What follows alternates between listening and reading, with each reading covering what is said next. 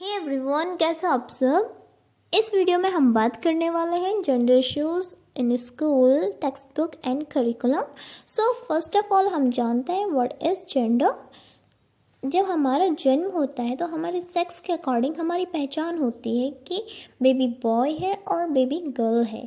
जब हमारा sex determine हो जाता है तो उसके अकॉर्डिंग हमारे कुछ रोल्स, एक्टिविटीज़, बिहेवियर का डिफाइन किया जाता है। That will become gender. Okay, according to WHO, gender refers to the socially constructed roles, behavior, activities and attributes that given society considers appropriate for men and women. तो जो gender है वो क्या show करता है, वो हमारे जो हमारी सामाजिक भूमिकाएं हैं, व्यवहार है, क्रियाएं हैं, जो एट्रीब्यूट है उनको शो करता है और उन्हें मैन एंड वुमेन के अकॉर्डिंग परफेक्ट मानता है, अप्रोप्रिएट मानता है। Okay, now come to the point, gender issues in school. तो आपने देखा होगा कि जो जेंडर इशू है वो हमारी फैमिली से ही निकल के आते हैं, क्योंकि हमारी जो सोसाइटी है वो एक पैट्रियार्कल सोसाइटी है। यहाँ पर हमेशा से बॉय को प्रेफरेंस दिया जाता था और शायद दिया जाएगा। तो जो पेरेंट्स होते हैं वो बच्चे मीन्स जो उनका बॉय है, बेटा है, उसके लिए बेस्ट से बेस्ट एजुकेशन देना चाहते हैं। अगर वो एवरेज फैमिली के हैं तो वो पहले प्रेफरेंस देंगे अपने बेटे को कि वो उसकी एजुकेशन अच्छे से अच्छे स्कूल में उसका एडमिशन कर सके। वहीं पर अगर उनकी गर्ल्स हैं, अगर वो अफोर्ड कर सकते हैं तो वो डालेंगे प्राइवेट स्कूल में, अदरवाइज़ वो उसे गवर्नमेंट स्कूल में डाल देते हैं। अब हम बात करते हैं कि जो एक्सेस है वो बच्चों की कितनी है। तो आप हमेशा देखोगे जो प्राइवेट स्कूल्स हैं वहाँ पर बॉयज़ की स्ट्रेंथ कंपैरेटिव ज़्यादा होती है गर्ल्स से। वहीं पर आप देखते हो गवर्नमेंट स्कूल्स में गर्ल्स की नंबरिंग ज़्यादा होती है according to boys. Okay, next है असेंबली। हम असेंबली भी बात करते हैं। जब आपने देखा होगा प्रेयर्स करनी होती है, हम कोएड की बात कर रहे हैं, को एजुकेशन की। तो जब प्रेयर होती है तो वहाँ पर ज़्यादातर गर्ल्स को प्रेयर का काम दिया जाता है। वहीं पर अगर कुछ होस्ट करना है तो वहाँ पर बॉय को प्रेफरेंस दिया जाता है। नेक्स्ट है टीचर्स। आपने देखा होगा अब स्कूल में एक नया रोल दिखाई दे रहा है कि जो टीचर्स हैं प्राइवेट स्कूल में वो सारी की सारी फीमेल हैं। इसके पीछे कुछ रीजंस हैं कि उन्हें कम सैलरी देनी होती है, वो इजीली एक ही जगह पर रह के मीन्स टिकी रहती हैं, बार बार छोड़ती नहीं है जॉब को, ये भी हो सकता है। लेकिन आपको यहाँ पे जेंडर शो हो रहा है कि आपको कोई भी टीचर मेल नहीं दिख रहा है। फिर बात करते हैं आप स्पोर्ट्स टीचर की, वो हमेशा आपको मेल दिखता है, वहाँ पर बहुत कम चांसेस होते हैं कि आपको फीमेल दिखे। ऐसे ही म्यूजिक टीचर होता है, music teacher always female, by chance आपको मेल दिखता है। अब बात करते हैं हम सिटिंग अरेंजमेंट की, कि जो हमारी सिटिंग, जो हमारी बैठने की जो व्यवस्था होती है क्लास में वो कैसी होती है।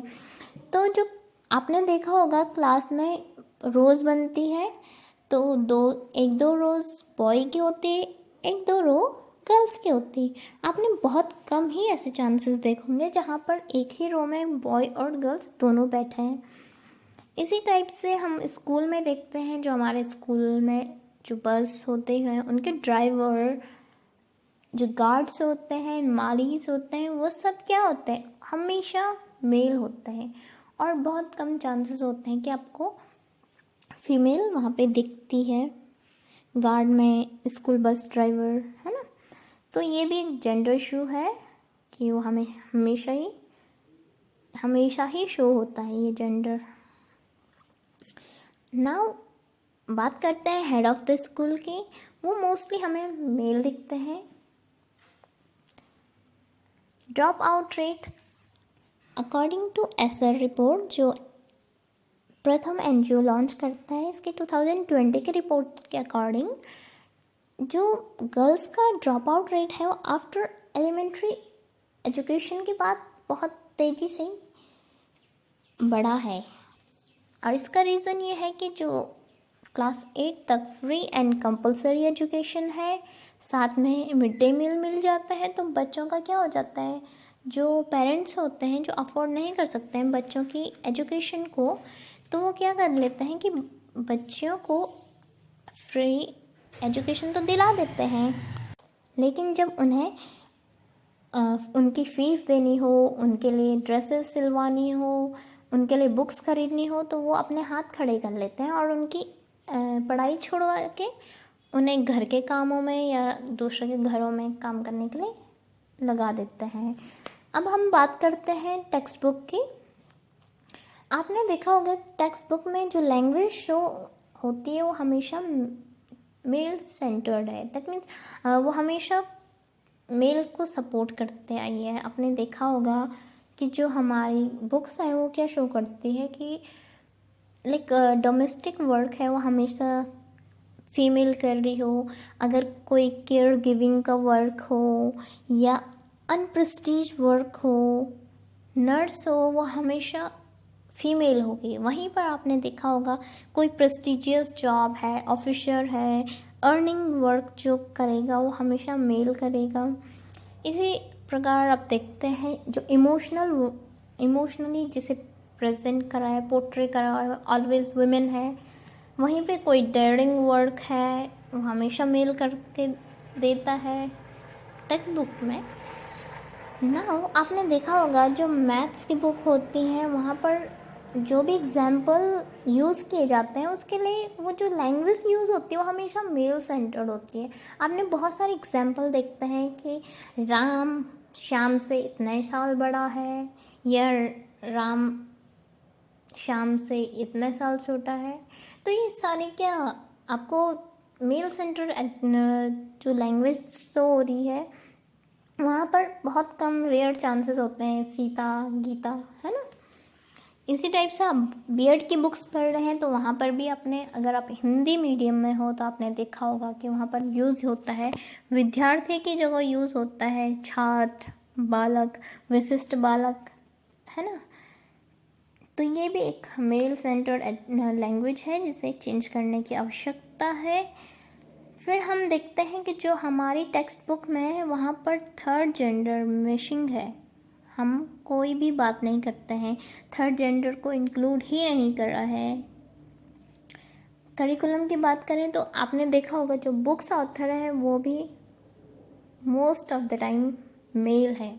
आपने बहुत कम फीमेल ऑथर्स की बुक पढ़ी होंगी या देखी होंगी।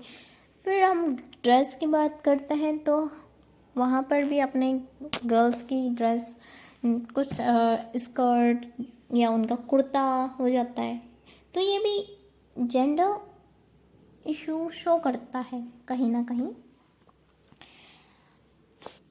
बात करें हम ओवरऑल हमारा जो क्या कंक्लूज़न निकला है कि जो हमारा करिकुलम है, हमारा जो टेक्स्ट बुक है उसे रिवाइज करने की ज़रूरत है ताकि वो मतलब जेंडर न्यूट्रलिटी को शो करे, जिससे हमारे जो स्कूल है वहाँ पर जेंडर इशूज़ ना हो। लाइक इसमें महाराष्ट्र गवर्नमेंट ने कुछ काम करा है, उन्होंने अपनी टेक्स्ट बुक को रिवाइज किया है। उन्होंने क्लास 2 में जो उनकी बुक्स हैं उसमें शो करा है कि जो फीमेल है वो as a doctor and male as a nurse, और जो मेल एंड फीमेल है वो हाउस होल्ड वर्क को शेयर कर रहे हैं। पुलिस ड्रेस में वुमेन को दिखाया है। इसी प्रकार हम क्या कर सकते हैं, जेंडर इक्वलिटी के लिए हम कुछ प्रोग्राम को ऑर्गेनाइज कर सकते हैं, बच्चों की जेंडर न्यूट्रलिटी के प्रति और ज़्यादा समझ विकसित कर सकते हैं। इसके अलावा हम टीचर ट्रेनिंग में इन्वेस्ट कर सकते हैं, जेंडर सेंसिटाइजेशन में वर्क कर सकते हैं। टीचर्स को ज़्यादा से ज़्यादा जेंडर इक्वालिटी और एम्पावरमेंट के बारे में बता के उन्हें ट्रेन किया जा सकता है, जिससे वो ड्यूरिंग टीचिंग अपनी जेंडर न्यूट्रलिटी को शो करें, जिससे जो हमारी सोसाइटी में जेंडर इश्यूज़ निकले हैं उनका जल्दी से जल्दी न्यूट्रलिटी बन सके। ओके, अगर आपको वीडियो पसंद आता है तो प्लीज़ लाइक करें, शेयर करें और चैनल को सब्सक्राइब करना ना भूलें।